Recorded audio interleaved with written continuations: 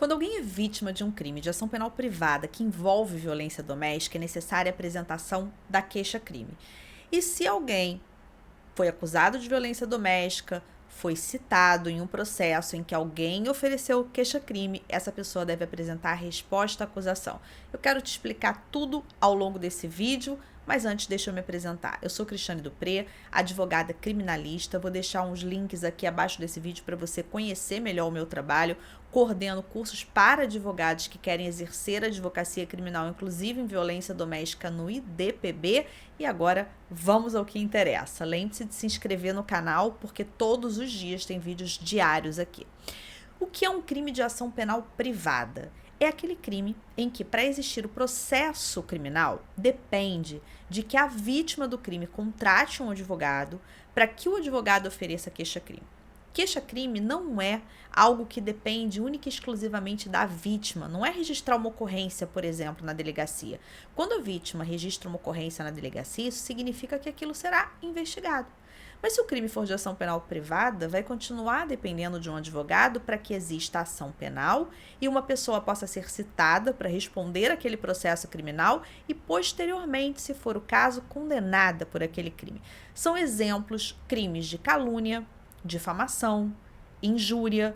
São crimes menos gravosos e que são de ação penal privada, ou seja, dependem de alguém com capacidade postulatória, que é o advogado criminalista, para oferecer a queixa-crime. Portanto, aquela pessoa que é vítima de um crime contra a honra envolvendo uma situação de violência doméstica, o primeiro passo é procurar o advogado criminalista. E aquele que é advogado criminalista precisa saber exatamente o que fazer quando a questão envolve violência doméstica contra a mulher. Nesse caso, serão aplicados os malefícios da chamada Lei Maria da Penha, Lei 11.340. Não se aplica a Lei dos Juizados Especiais Criminais, que é a Lei 9.099, então não serão cabíveis benefícios como suspensão condicional do processo, composição civil, transação penal. Por quê? Porque a Lei Maria da Penha proíbe isso. Então, o advogado criminalista ele tem que conhecer muito bem o procedimento, a lei, tem que ser um especialista para atuar muito bem e atuar corretamente nesses casos. Logo, essa queixa-crime, ela não vai ser endereçada ao juizado especial criminal. Ela vai ser endereçada ao juizado de violência doméstica e familiar. É o juizado de violência doméstica e familiar que, sem aplicar a Lei 9.099, vai fazer o julgamento.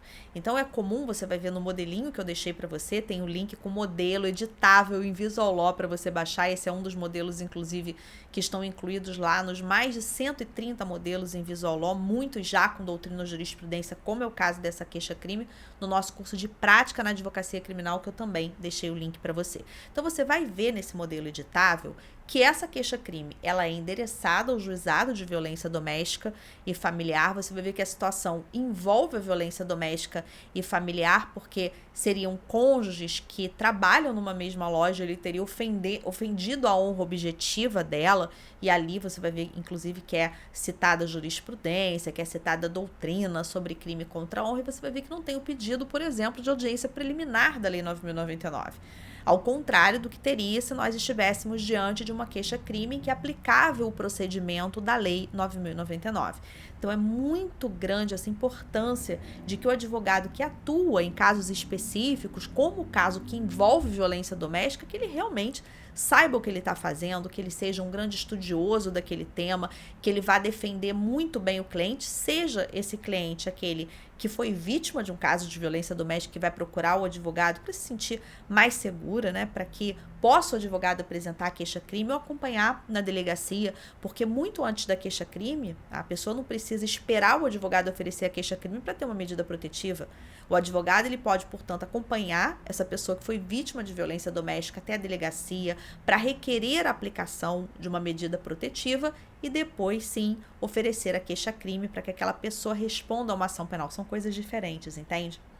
Existe a aplicação da medida protetiva naquelas situações previstas na Lei Maria da Penha, em que há um risco, então nós temos a aplicação de uma medida protetiva de urgência. A mulher, na verdade, já sai da delegacia com a medida aplicada, mas outra coisa é o oferecimento da queixa-crime em um caso de ação penal privada. Bom, e se uma pessoa ela foi citada porque houve ali, né, ou pelo menos supostamente houve uma situação envolvendo violência doméstica, ela foi citada em um processo, ou foi intimada para comparecer à delegacia, porque foi aplicada uma medida protetiva, e aí geralmente ela vai receber 2 comunicados, ela vai receber uma intimação para comparecer, para prestar esclarecimentos, e vai receber ali a intimação da medida que foi aplicada, determinando ou afastamento, ou a não aproximação da vítima, enfim, uma daquelas medidas previstas lá na Lei 11.340.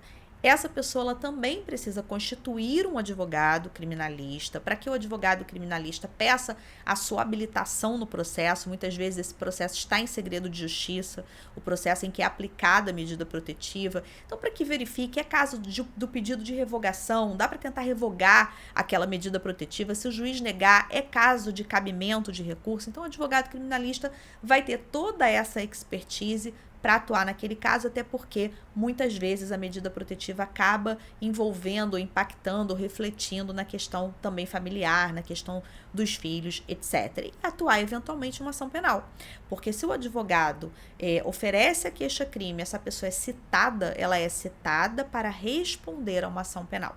E é muito importante também porque o advogado criminalista vai esclarecer alguns pontos essenciais, como as consequências eventualmente do descumprimento de uma medida protetiva.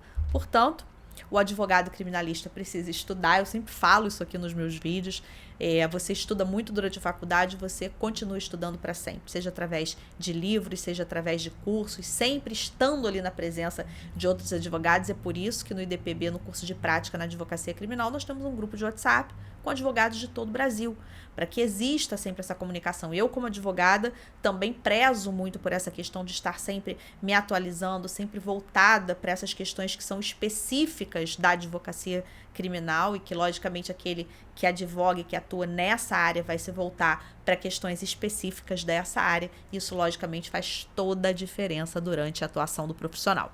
Bom, espero que você tenha entendido. Baixa o modelinho que eu deixei para você. Se você é advogado, com certeza você vai precisar, você vai usar.